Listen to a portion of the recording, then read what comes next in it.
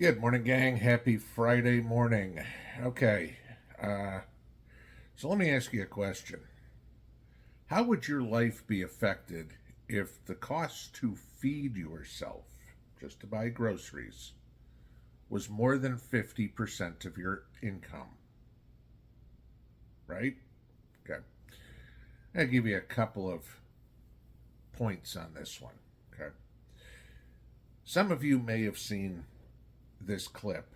Tucker Carlson, of course, going around Moscow and taking a look at the cost of food. Okay.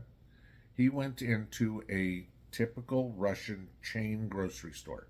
Mrs. P knows the store, said it is your regular grocery store chain, just like a Kroger. So this isn't a Whole Foods, a Trader Joe's, some hoity-toity type grocery store. It's your basic Joe average grocery store. I'm going to show you part of this clip, but I just want you to see this real quick. I went from amused to legitimately angry. So we were guessing what this would cost. Everybody hears from the United States buys groceries, and we didn't pay any attention to costs as we were just putting in the cart what we would actually eat over a week. And we all came in around $400, about $400. It was $104 US here. And that's when you start to realize that ideology maybe doesn't matter as much as you thought, corruption. If you take people's standard of living and you tank it through filth and crime and inflation, and they literally can't buy the groceries they want, at that point, maybe it matters less what you say or whether you're a good person or a bad person. You're wrecking people's lives in their country, and that's what our leaders have done to us. Okay, so that's not his whole clip, but that's the point I'm trying to make here, what he was seeing. And Tucker says in there that he paid $100 for a week's worth of groceries. That would cost him, as they guessed, about $400 here in the States. Yeah, there's no price manipulation going on in there in the U.S. anywhere. It's the same freaking food. Okay? Literally, when I was in Russian grocery stores, a lot of the food was the exact same brands that you see here. The label would be different, but Campbell's soup was still Campbell's soup. Okay. So he paid $100 for that week's worth of groceries, and that was all a great thing. The problem is, what they don't bring up is the average monthly income in Russia is about $700. So now think of this real quick. You pay $100 a week, 4 weeks in a month, give or take. Okay, that's $400. You have an extra $300 to pay your rent or your mortgage, to pay your electric bill, your car payment, your insurance. Can you do that? Probably not. Most definitely not.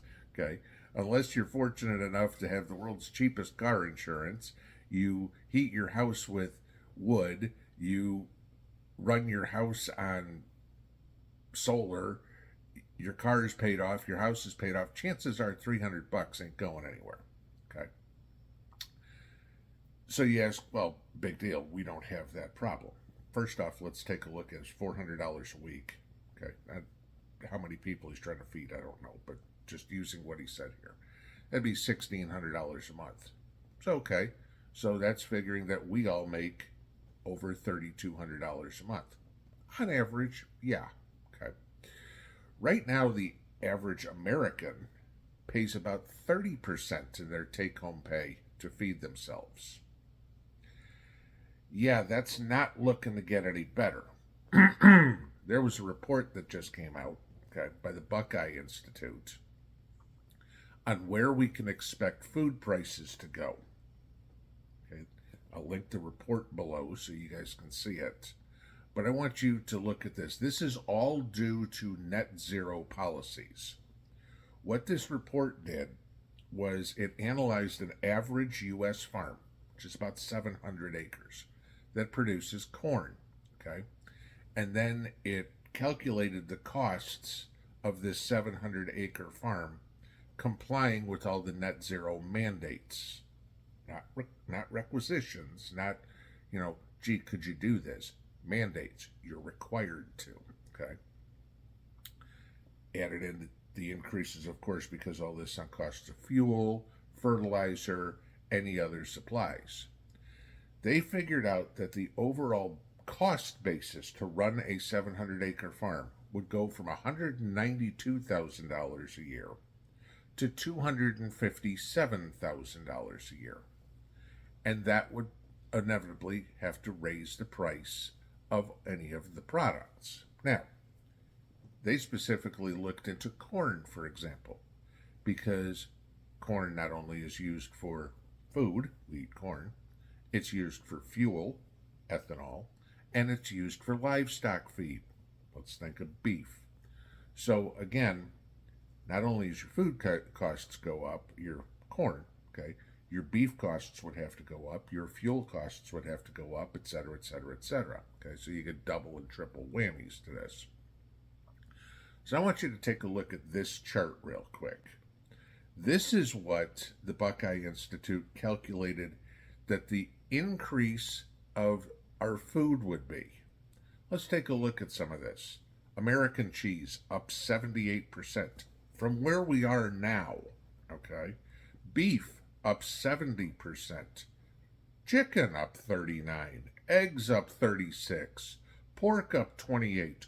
Rice up 56%. Sugar up 43%. Okay?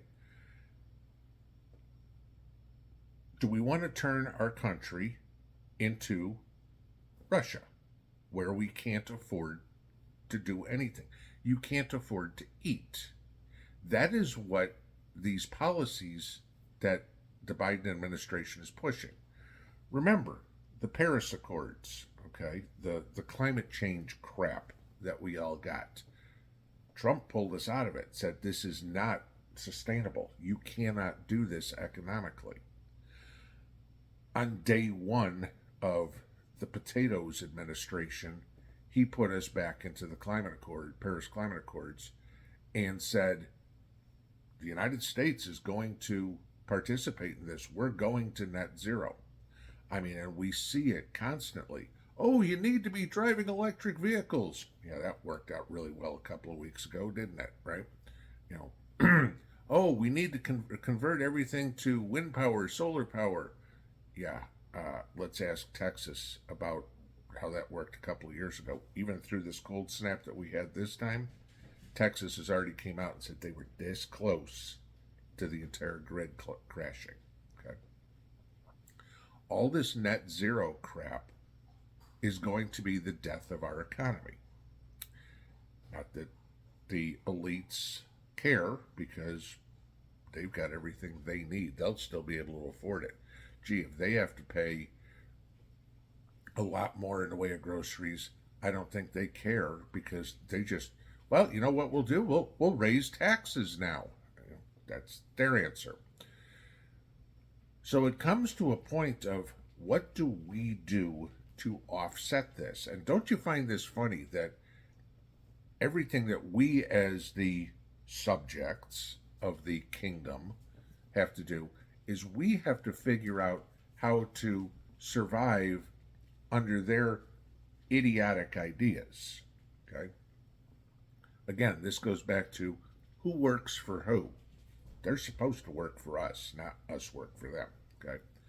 But we have all these radical policies that have been proven over and over and over again to not work, i.e. communism. Okay? And we're left holding the bag going, okay, you made all these stupid decisions. They don't affect you, they affect me, and I got to figure out how to solve it. Okay. So now we get into the point of, what are you going to do if there is this drastic increase in the price of food? Are you going to starve? Are you going to figure out how to do it on your own? This is another of the Democrat anti-corporate policies. Because mind you, this is what will happen. Excuse me. The small farms, the mom and pop farms, okay, the 700-acre farms, will wind up going under because of this, like they have been for the last 20 years. Okay.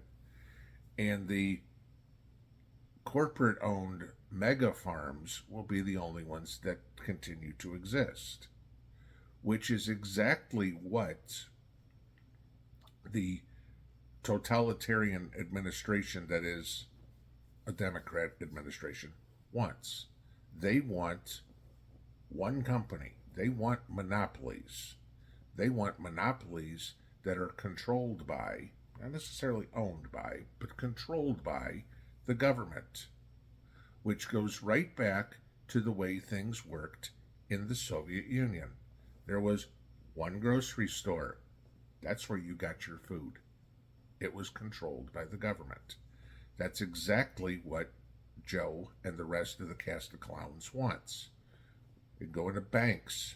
How many times have we heard there'll be 2 banks left controlled by the government?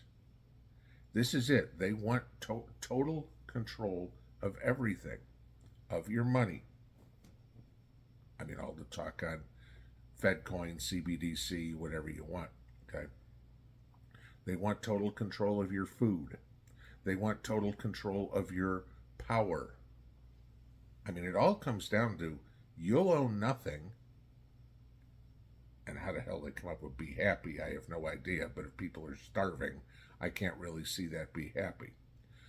But it's time now, before it gets too bad, when you can't afford the food, to learn how to produce it yourself, to make the connections where you can get it. Not everybody can raise cattle in their backyard, or chickens, or pigs, or whatever. But you need to make the connections so when you need eggs, you know who to go to. You have somebody that, hey Joe, I need a dozen eggs this week, and you can get them. Because when it comes time that the shit hits the fan, when this all goes down, when they push us into NetZero, and food goes up to the point where it's more than 50% of your income, that's not going to be the time to go look for an egg supplier, because Joe Egg Supplier has already got, at that point, his list of people he can help. And he's like, sorry. He goes, all my eggs are accounted for, or chickens, or cows, or whatever. If you go to a farmer's market or something like that, start making friends with the vendors. Talking to them. Be a regular. Do something like that. Grow your own food. Raise what you can of your own. Because the easiest way to control a population is to control the food. Because without it, we're dead. Pinball out.